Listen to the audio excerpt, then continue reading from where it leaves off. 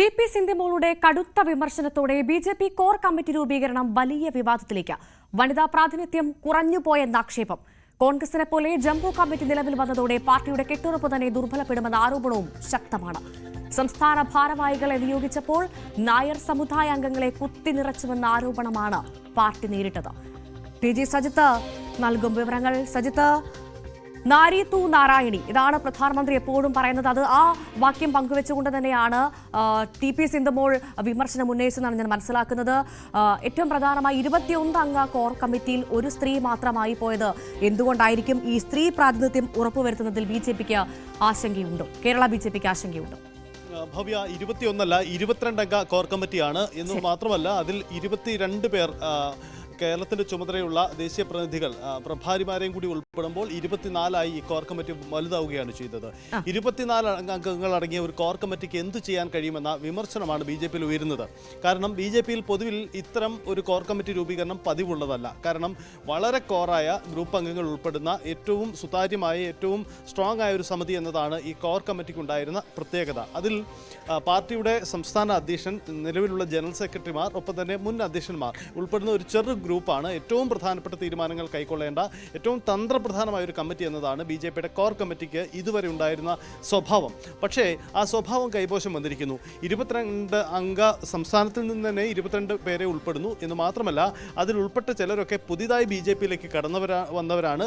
ചിലരൊക്കെ ജില്ലാ നേതൃത്വത്തിൽ മാത്രം പ്രവർത്തിച്ചിരുന്നവരാണ്. ഇവരൊക്കെ കോർ കമ്മിറ്റിയുടെ ഭാഗമാകുമെന്ന് പറഞ്ഞാൽ ഈ സംഘടനയുടെ തന്ത്രപ്രധാനമായ വിഷയങ്ങൾ കൈകാര്യം ചെയ്തതിൽ അത് എത്ര കണ്ട് സുരക്ഷിതമായിരിക്കും ഈ കമ്മിറ്റിക്ക് മുന്നോട്ട് പോകാൻ കഴിയും? പാർട്ടി രഹസ്യങ്ങളടക്കം പുറത്തു പോകാൻ ഇടവെക്കില്ല. അങ്ങനെ നിരവധി സംശയങ്ങൾ പൊതുവിൽ ഉയരുന്നുണ്ട്. നമുക്ക് കോൺഗ്രസിന്റെ കമ്മിറ്റിക്ക് സമാനമായി ഈ സാഹചര്യം ബി.ജെ.പിയിലും ഉണ്ടായി എന്ന വിമർശനം ബി.ജെ.പി കേന്ദ്രങ്ങളിൽ തന്നെ ഉയരുന്നതാണ്. പ്രത്യേകിച്ച് ഇത്തരം ഒരു ജംബോ കമ്മിറ്റി സ്വഭാവത്തിലുള്ള ഒരു കമ്മിറ്റി ബി.ജെ.പിക്ക് എങ്ങനെ രൂപീകരിക്കാൻ കഴിയും, അതെങ്ങനെ മുന്നോട്ട് പോകും? കാലങ്ങളായി ബി.ജെ.പിയുടെ ശൈലിക്ക് വിരുദ്ധമായ രീതിയല്ലേ ഉണ്ടായത് എന്ന പൊതുവിമർശനം നേരത്തെ തന്നെയുണ്ട്. ഇതിനിടയിലാണ് ഈ കോർ കമ്മിറ്റിയിലെ വനിതാ പ്രാതിനിധ്യം കുറഞ്ഞു പോയതിൻ്റെ പേരിൽ ടി.പി. സിന്ധുമോൾ കഴിഞ്ഞ ദിവസം പോസ്റ്റ് ഇട്ടത്. പക്ഷേ അവർ പിന്നീട് ആ പോസ്റ്റ് പിൻവലിച്ചിരുന്നു. എന്നിരുന്നാൽ കൂടിയും ഈ വിമർശനം അതിശക്തമാണ്. വനിതകൾക്ക് പ്രാതിനിധ്യമില്ലാത്ത ഒരു കമ്മിറ്റി, ശോഭാ സുരേന്ദ്രൻ എന്ന ഒരു വനിത മാത്രമാണ് ഈ കോർ കമ്മിറ്റിയിൽ ഉൾപ്പെട്ടിരുന്നത്. മറ്റു വനിതകൾക്ക് ആർക്കും പ്രാതിനിധ്യമില്ല. മഹിളാ മോർച്ചയുടെയോ മറ്റ് സംഘടനകളുടെയോ അല്ലെങ്കിൽ പാർട്ടിയുടെ നേതൃത്വത്തിലുള്ള വനിതകൾക്ക് പോലും ഒരു പ്രാതിനിധ്യം നൽകാതെ എങ്ങനെ ഒരു കോർ കമ്മിറ്റി എന്ന ചോദ്യമാണ്. ഭവ്യ സൂചിപ്പിച്ചതുപോലെ പ്രധാനമന്ത്രിയും ബി.ജെ.പി ദേശീയ തലത്തിലും സ്ത്രീകൾക്ക് കൂടുതൽ പ്രാതിനിധ്യം, പരിഗണന നൽകണമെന്ന് വാദമുയർത്തുമ്പോഴാണ് കേരളത്തിലെ കോർ കമ്മിറ്റിയിൽ അത് കുറഞ്ഞു പോയത് എന്നതാണ് വിമർശനം. ഈ ചർച്ച ബി.ജെ.പി കേന്ദ്രങ്ങളിൽ വളരെ സജീവമാണ്. ഈ കേന്ദ്ര ധനകാര്യമന്ത്രി അടക്കം വനിതയായിരിക്കെ കേരളത്തിൽ ഇത്തരത്തിൽ സ്ത്രീകൾക്ക് മതിയായ പ്രാതിനിധ്യം ലഭിക്കുന്നില്ല എന്നുള്ള ആരോപണം വലിയ തരത്തിൽ ശക്തമായി ഉയരുന്ന സാഹചര്യമാണ്.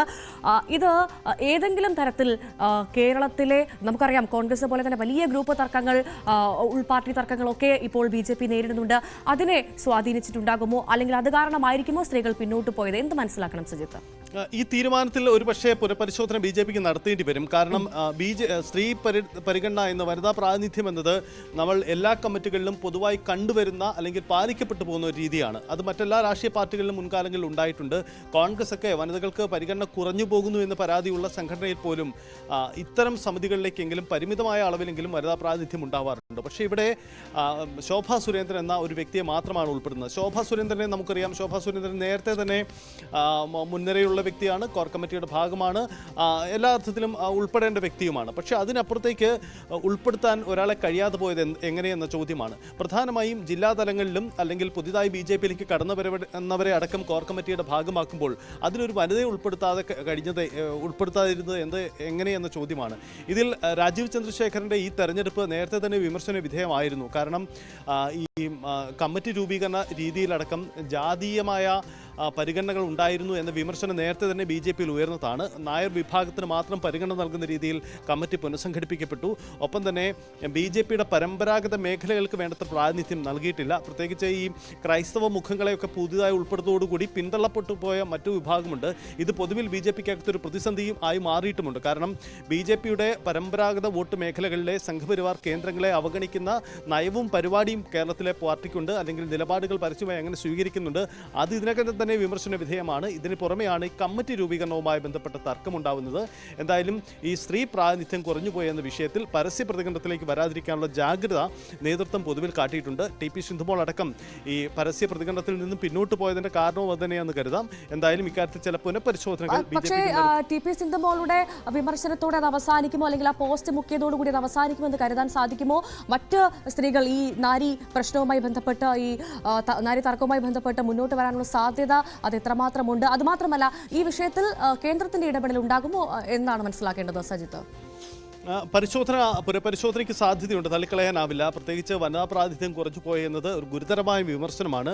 ഈ കമ്മിറ്റികളിൽ ഏതെങ്കിലും വിഭാഗത്തിന് പ്രാതിനിധ്യം കുറഞ്ഞുപോയി, അല്ലെങ്കിൽ ഏതെങ്കിലും ജാതി സമവാക്യങ്ങൾ പാലിച്ചില്ല എന്നതൊക്കെ ഒരു വിമർശനമായി നിൽക്കാം. പക്ഷേ വനിതാ പ്രാതിനിധ്യം കുറഞ്ഞുപോയി എന്നത് തികച്ചും ചർച്ച ചെയ്യപ്പെടുന്ന കാര്യമാണ് എന്ന് മാത്രമല്ല, BJPക്ക് പൊതുസമൂഹത്തിന് മുന്നിൽ തന്നെ അവർക്ക് ഉയർത്തിക്കാട്ടാൻ കഴിയാത്തൊരു വിഷയം കൂടിയായി മാറുകയാണ്. അപ്പോൾ വനിതാ പ്രാതിനിധ്യം ഒരു പക്ഷേ കൂടുതലാവുന്ന രീതിയിലുള്ള ഒരു പുനഃസംഘടന ഉണ്ടാകുമെന്ന് കരുതാം. കാരണം ചില പ്രധാനപ്പെട്ട മുഖങ്ങളെ കൂടി കോർ കമ്മിറ്റിയുടെ ഭാഗമാക്കുക. കാരണം ഇത്ര വിപുലമായ 22-അംഗ കോർ കമ്മിറ്റി സംഘടിപ്പിച്ചപ്പോൾ ആ കോർ കമ്മിറ്റിയിലേക്ക് കൂടുതൽ വനിതകൾ വേണ്ടിയിരുന്നു എന്ന വിമർശനം പലർക്കുമുണ്ട്.